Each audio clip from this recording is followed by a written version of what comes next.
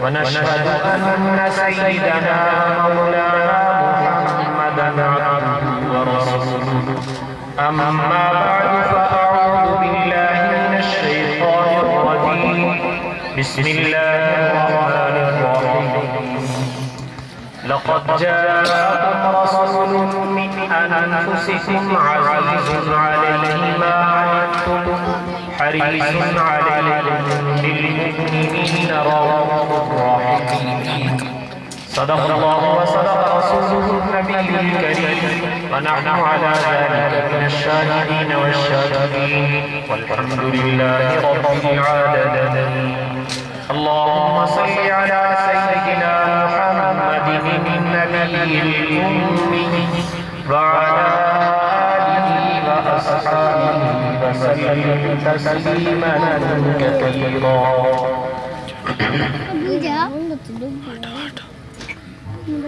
اللہ جل شانہ نے اس آیت کریمہ کے اندر سرور کونین صلی اللہ علیہ وسلم کے اوصاف مبارکہ میں سے دو صفتوں کا بیان کیا. آپ صلی اللہ علیہ وسلم نے آپ کی ذات اقدس کو منبع صفات بنایا تھا، اور یقیناً کائنات میں جہاں بھی کوئی صفت نظر آتی ہے تو یہ رسول پاک صلی اللہ علیہ وسلم کے اوصاف مبارکہ کا پرتو اسی کا اثر ہے. اور کائنات میں جتنے بھی اوصاف اور اچھے اخلاق پھیلے ہوئے ہیں یہ آپ کی تعلیمات اور آپ کے عمل کا اثر ہے.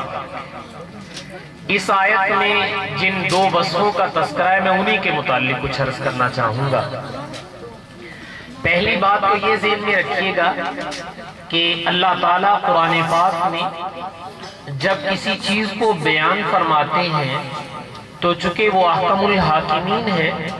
اور تأثر سے پاک ہے تو اللہ تعالیٰ پوری حقیقت کو بیان فرماتے ہیں. اللہ تعالیٰ کسی چیز کی حقیقت کے بیان کرنے میں نہ مبالغہ فرماتے نہ کمی فرماتے. میں اور آپ انسان ہیں، محبت کی وجہ سے ممکن ہے ہمارے سے کچھ مبالغہ ہو جائے، اور کسی سے اگر محبت نہیں ہے تو ممکن ہے کمی ہو جائے، لیکن اللہ تعالیٰ کے ہاں ایسے نہیں ہے. آپ قرآن پاک پڑھ کے دیکھیں، یہود جیسی قوم کہ اللہ تعالیٰ ان کی برائیاں بیان کر رہے ہوتے ہیں، جب ان کی برائیوں کا بیان چل رہا ہوتا ہے درمیان میں اگر کوئی خوبی ہے ان میں سے بعض لوگوں میں تو اللہ تعالیٰ انہی برائیوں کے ساتھ ان کی وہ خوبی بھی بیان کرتے ہیں کہ دیکھو ان میں یہ خوبی ہے یہ برائی ہے. تو میں نے عرض کیا کہ اللہ تعالیٰ پوری حقیقت کی ترجمانی اس کائنات میں اگر کوئی کر سکتا ہے تو وہ اللہ تعالیٰ کی ذات ہے. تو اللہ تعالیٰ نے رسول پاک صلی اللہ علیہ وسلم کے بارے میں دو باتیں بطور صفت کے جو ذکر کی ہیں وہ یہ کہ عزیز علیہ ما عنتم، کہ ہم نے تمہارے اندر ایسے رسول بھیجے جو تمہیں میں سے ہیں اور ان پر تمہارا مصیبت تکلیف میں پڑنا، تمہارا مشقت میں پڑنا ان پہ بڑا گناہ گزرتا ہے. یا یوں کہیے کہ وہ ایسے رسول ہیں جو اپنی امت کی تکلیف کو گوارا نہیں کر سکتے، کہ امت کو کوئی تکلیف پہنچ جائے یہ ان کی برداشت سے باہر ہے، اس کو وہ گوارا نہیں کر سکتے. اور دوسری بات اللہ تعالیٰ نے یہ کہی حریص علیکم، کہ وہ تمہارے نفع کے بارے میں بڑے ہی حریص،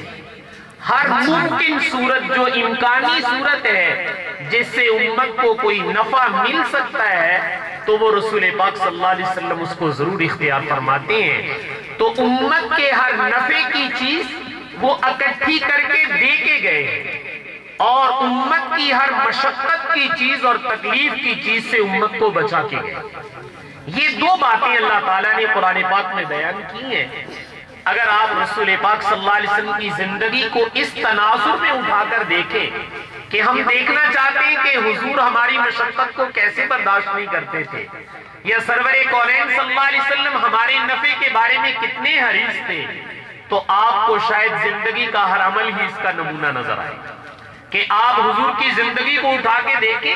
ہر عمل ہی ایسا نظر آنے لگتا ہے. جب سیرت کے اس پہلو کو دیکھتے ہیں یہ اللہ تعالیٰ نے جامعیت رسول پاک صلی اللہ علیہ وسلم کو عطا فرمائی.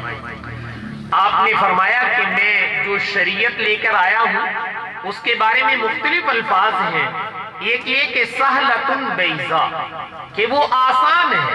جو میں شریعت لایا ہوں وہ بالکل آسان لے کے آیا ہوں اور صاف ستھری لے کے آیا ہوں، یعنی پہلی شریعتوں کی طرح اس میں کوئی مشکل احکام نہیں ہے بلکہ انتہائی آسان احکام لے کے آیا ہوں. میں مثال کے طور پہ عرض کرتا ہوں، بنی اسرائیل جو ہمارے سے پہلے گزرے ہیں ان کے لیے حکم یہ تھا کہ اگر ان کا کپڑا کوئی ناپاک ہو گیا ہے، نجاست لگ گئی ہے، تو پاک کرنے کا طریقہ یہ ہے کہ جتنا حصہ ناپاک ہو گیا اس کو پکڑ کے یوں کاٹ دیا جائے. آپ ذرا خود اندازہ لگائیں، ایک آدمی نے نئے کپڑے سلوائے اور پہن کے ابھی نماز کے لیے نکلا ہے، راستے میں گندگی کے چھینٹے پڑ جائیں اور اس سے کہا جائے بھئی اپنے دامن کو پکڑو اور کینچی لے کے یہاں سے کاٹ دو، تو اس کے دل پہ بہرحال ناگواری تو ہوگی کہ بھئی صاحب ابھی تو پہنے ہی تھے اور ساتھ ہی مجھے کاٹنے پڑ گئے. یہ پہلی شریعت کا ایک حکم ہے.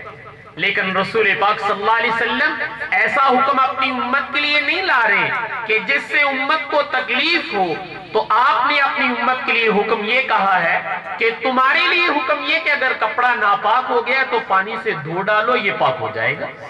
اب ذرا غور کریں کہ کاٹنا پڑتا تو یہ کتنا مشکل ترین حکم ہوتا،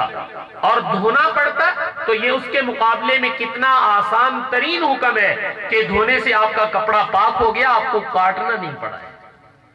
پہلی امتوں میں اگر وہ قربانی کرتے ہیں یا اپنی زکوٰۃ کی ادائیگی کرتے ہیں تو ان کو حکم دیا جاتا ہے کہ تم اپنی قربانی کا جانور ذبح کرنے کے بعد کسی پہاڑ میں یا جنگل میں رکھ دو، اور آسمان سے آگ آئے گی، جس کی قربانی اللہ کی رضا کے لیے ہے اس کو کھا جائے گی، اور جس نے قربانی کسی غلط نیت سے کی ہوئی ہے وہ ویسے پڑی رہے گی، سب کے سامنے رہے گی.